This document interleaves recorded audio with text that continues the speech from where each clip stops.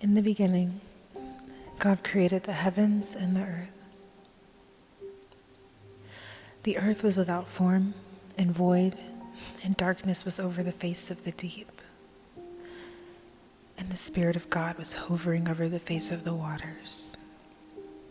And God said, "Let there be light." And there was light. And God saw that the light was good.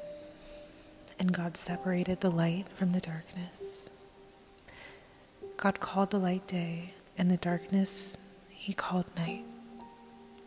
And there was evening, and there was morning, the first day. And God said, "Let there be an expanse in the midst of the waters, and let it separate the waters from the waters." And God made the expanse and separated the waters that were under the expanse from the waters that were above the expanse, and it was so. And God called the expanse heaven. And there was evening, and there was morning, the second day.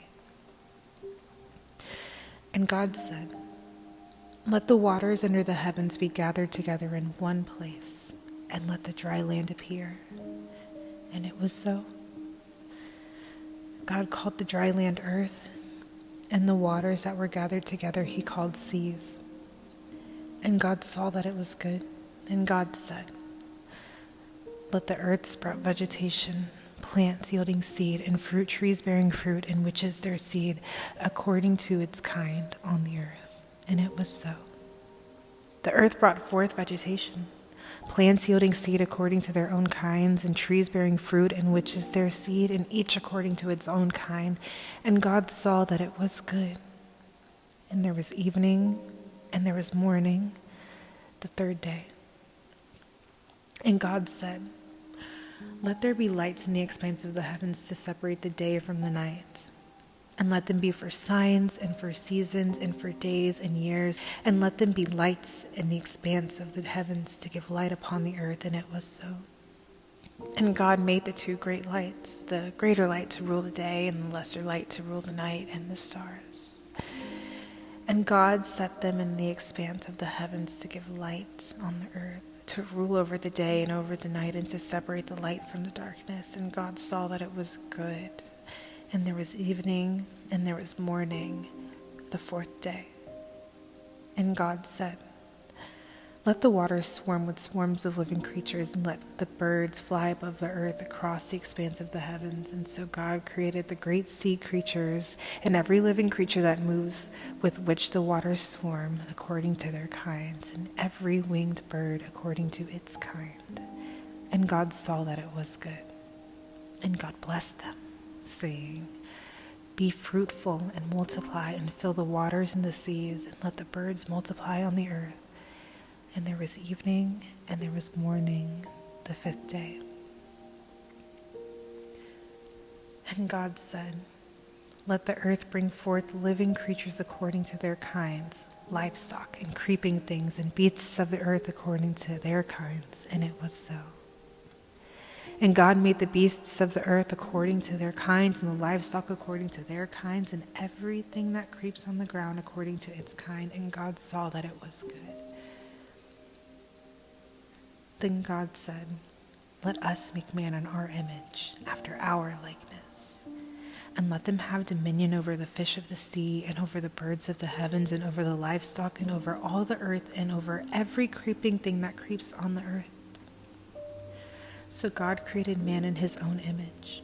In the image of God he created him, male and female he created them. And God blessed them. And God said to them, "Be fruitful and multiply, and fill the earth and subdue it, and have dominion over the fish of the sea, and over the birds of the heavens, and over every living thing that moves on the earth."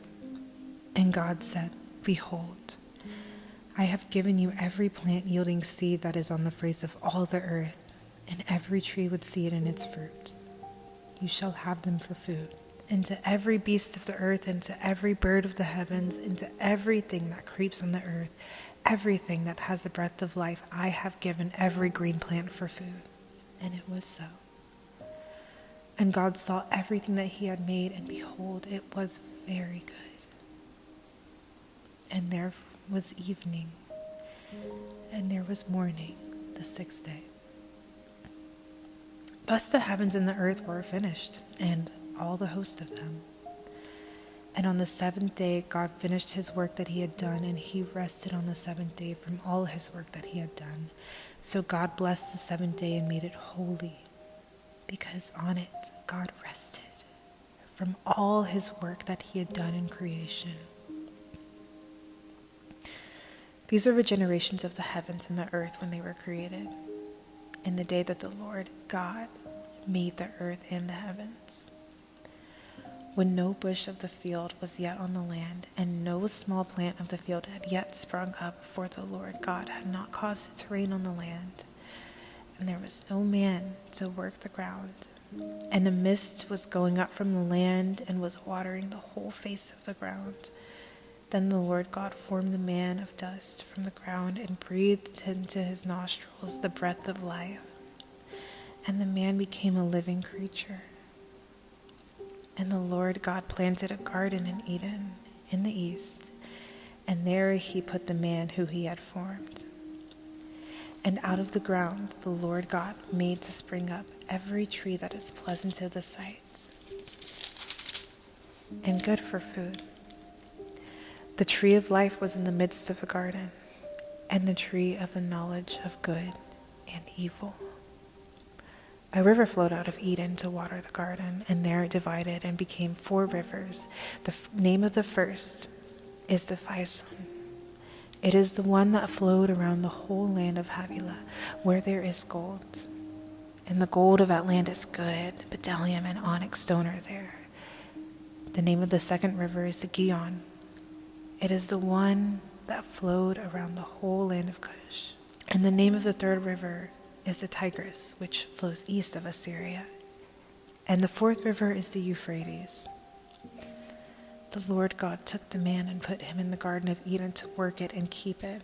And the Lord God commanded the man, saying, You may surely eat of every tree of the garden, but of the tree of knowledge of good and evil you shall not eat. For in the day that you eat of it, you shall surely die.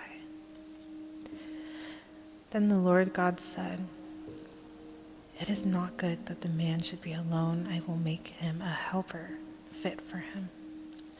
Now out of the ground the Lord God had formed every beast of the field and every bird of the heavens, and brought them to the man to see what he would call them.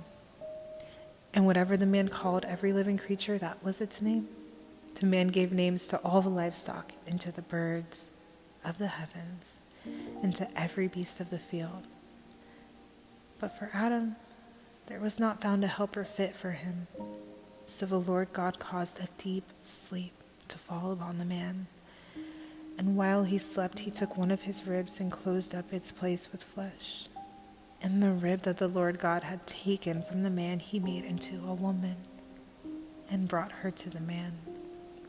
Then the man said, This at last is bone of my bones and flesh of my flesh, and she shall be called woman, because she was taken out of man.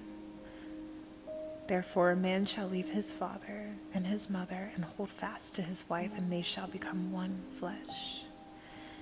And the man and his wife were both naked and were not ashamed. Now the serpent was more crafty than any other beast of the field that the Lord God had made. He said to the woman, Did God actually say, You shall not eat of any tree in the garden? And the woman said to the serpent, We may eat of the fruit of the trees in the garden, but God said, You shall not eat of the fruit of the tree that is in the midst of the garden, neither shall you touch it, lest you die. But the serpent said to the woman, You will not surely die, for God knows that when you eat of it, your eyes will be opened, and you will be like God, knowing good and evil.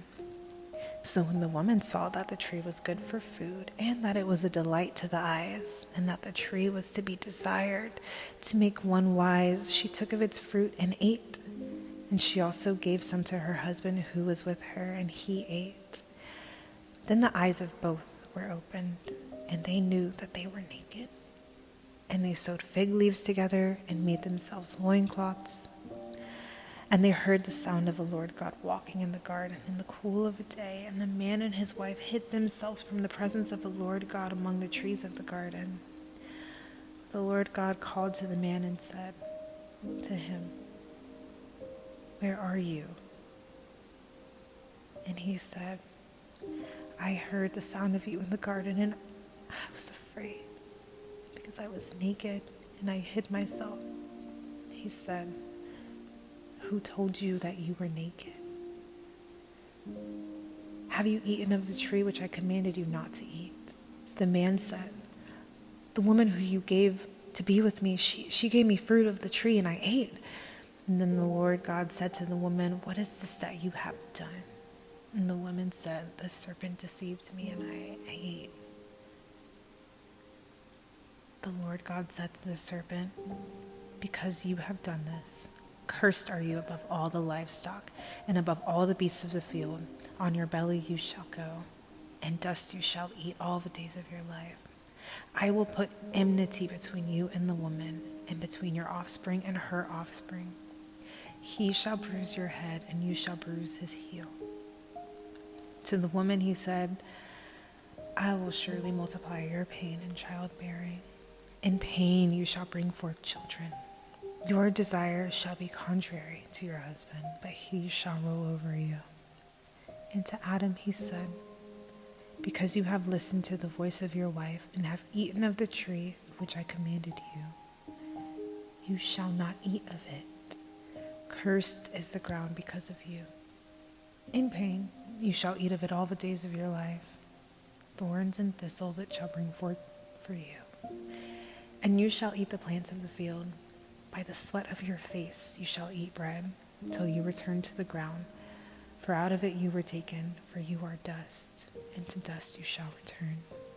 The man called his wife's name Eve, because she was the mother of all living. And the Lord God made for Adam and for his wife garments of skins and clothed them. Then the Lord God said, "Behold, this man has become like one of us in knowing good and evil. Now, lest he reach out his hand and take also of the tree of life and eat and live forever." Therefore, the Lord God sent him out of the Garden of Eden to work the ground from which he was taken. He drove out the man. And at the east of the Garden of Eden he placed a cherubim and a flaming sword that turned every way to guard the way to the tree of life.